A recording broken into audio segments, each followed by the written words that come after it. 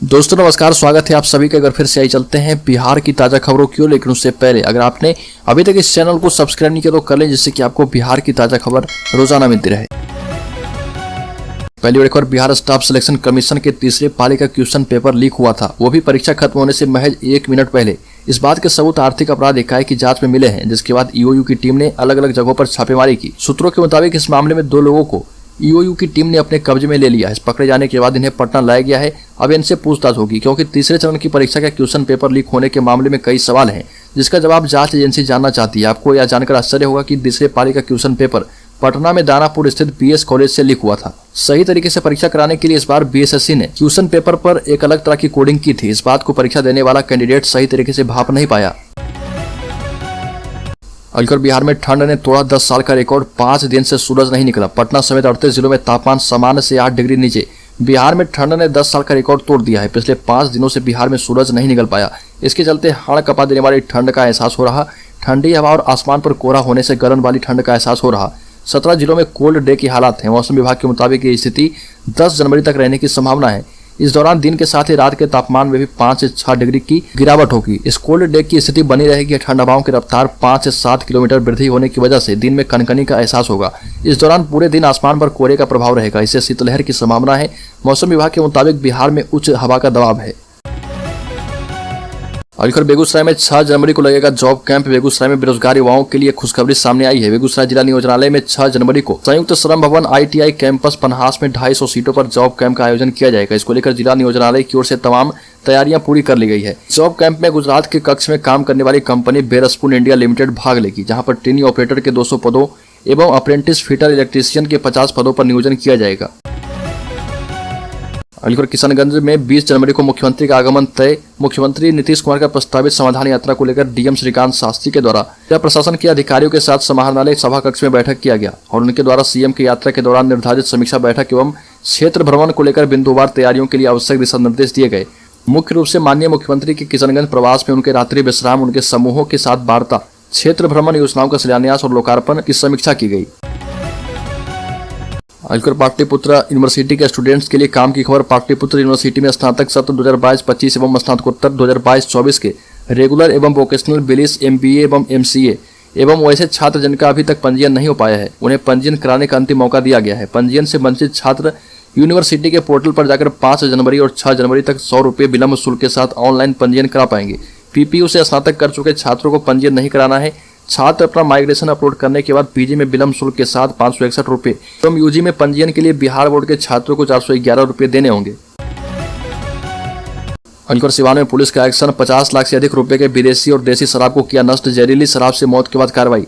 सिवान जिले में शराब कारोबारियों पर नकेल कसने के लिए जिला प्रशासन पूरी तरह से मुस्तैद है और जिले के विभिन्न थाना क्षेत्रों में लगातार कार्रवाई की जा रही है। इसी कड़ी में सिवान जिले के नौतन थाना क्षेत्र के विभिन्न पंचायत और गांव से बरामद देसी और विदेशी शराब की भारी खेप को JCB मशीन की मदद से नष्ट कर दिया गया। नष्ट किए गए शराब की कीमत करीब 50 लाख रुपए से अधिक बताई जा रही है।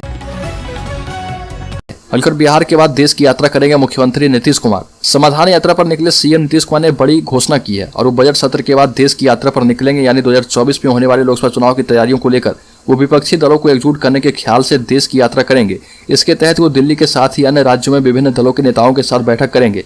मीडिया से बात करते हुए सीएम नीतीश कुमार ने कहा कि बिहार उनकी प्राथमिकता है और इतने सालों में जो काम बिहार के लिए किया है उसे देखने निकले हैं। अलीगढ़ अश्विनी चौबे ने नीतीश पर बोला करारा हमला। कहा कि धूल झोंकी यात्रा में मगन है मुख्यमंत्री। केंद्रीय राज्य पर्यावरण मंत्री अश्विनी चौबे ने मुख्यमंत्री नीतीश कुमार के समाधान यात्रा पर हमला बोला और कहा कि यह यात्रा नीतीश कुमार की अंतिम यात्रा है। यह समाधान नहीं व्यवधान यात्रा है। अब वो संन्यास लेने जा रहे, इसलिए वह अंतिम यात्रा पर निकल रहे। अश्विनी चौबे ने नीतीश कुमार पर तंज कसते हुए कहा कि यात्रा किस बात की कर रहे, क्या उन्होंने अपराध रोक दिया है, भ्रष्टाचार रोक दिया या फिर जंगलराज को समाप्त किया है। नीतीश कुमार पूर्ण रूपेण बिहार का जनाजा निकालने में लगे हैं। पलटू बाबू बिहार में निकाल रहे धूल झोंकी यात्रा, यह उनकी अंतिम यात्रा है।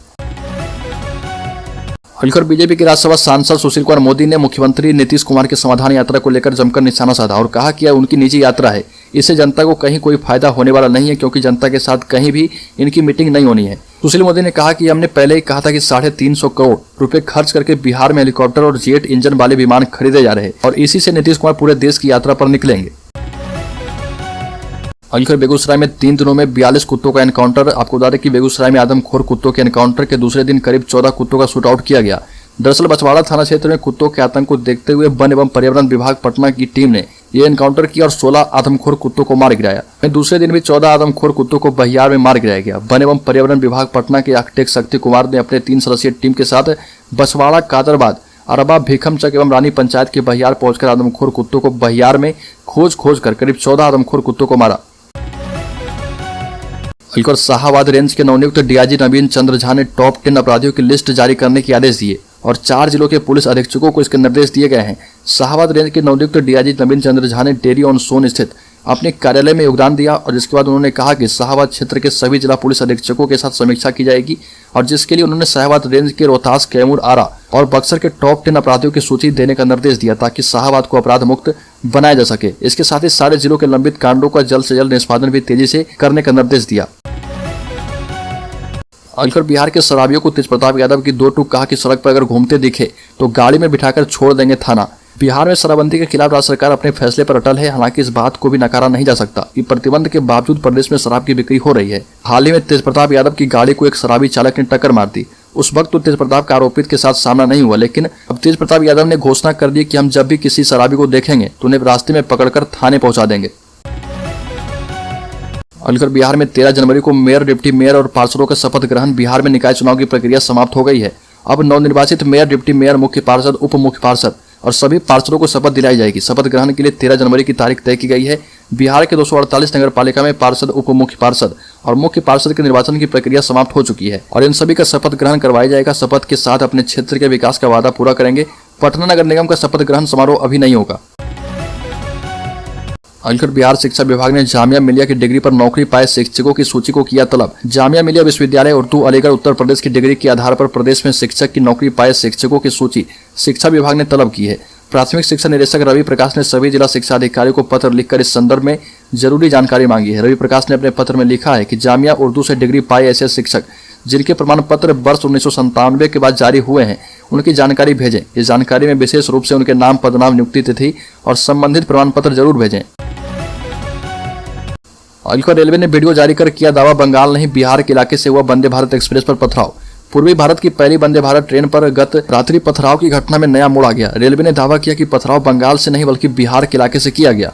पूर्व रेलवे के मुख्य जनसंपर्क अधिकारी एकलव्य चक्रवर्ती ने सुबह इस संबंध में सीसीटीवी फुटेज भी जारी कर दिया और बताया कि वंदे भारत की रेक में सीसीटीवी कैमरे लगे हैं जिस पर यह फुटेज कैद हुआ है। दावा है कि मालदा के कुमारगंज स्टेशन के बाद जहां पथराव किया गया वह इलाका बिहार में पड़ता है। फुटेज की मदद से 4-5 लोग चिन्हित कर लिए गए हैं और जो हाथों में पत्थर लेकर खड़े थे और ट्रेन आने के बाद पत्थर फेंकते नजर आ रहे हैं और इन सभी की तलाश की जा रही है।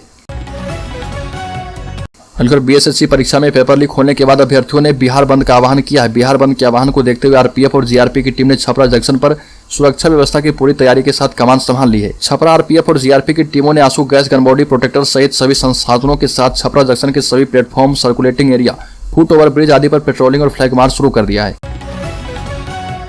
अलकर न्यायिक हिरासत में भेजे गए आरजेडी के पूर्व सांसद सरफराज आलम 26 साल पुराने अपहरण के मामले में हुई कार्रवाई। बिहार सरकार के पूर्व मंत्री और राजद के सांसद रहे सरफराज आलम पर बड़ी कार्रवाई की गई। उनके ऊपर 26 साल पुराने अपहरण के मामले में कोर्ट की तरफ से सुनवाई करते हुए इनको न्यायिक हिरासत में भेज दिया गया है। कोर्ट ने एसपी से पूर्व सांसद के विरुद्ध चल रहे तमाम लंबित मामले की जानकारी भी मांगी है। वैसे यह मामला पूर्व सांसद पर 26 साल से मामला चल रहा।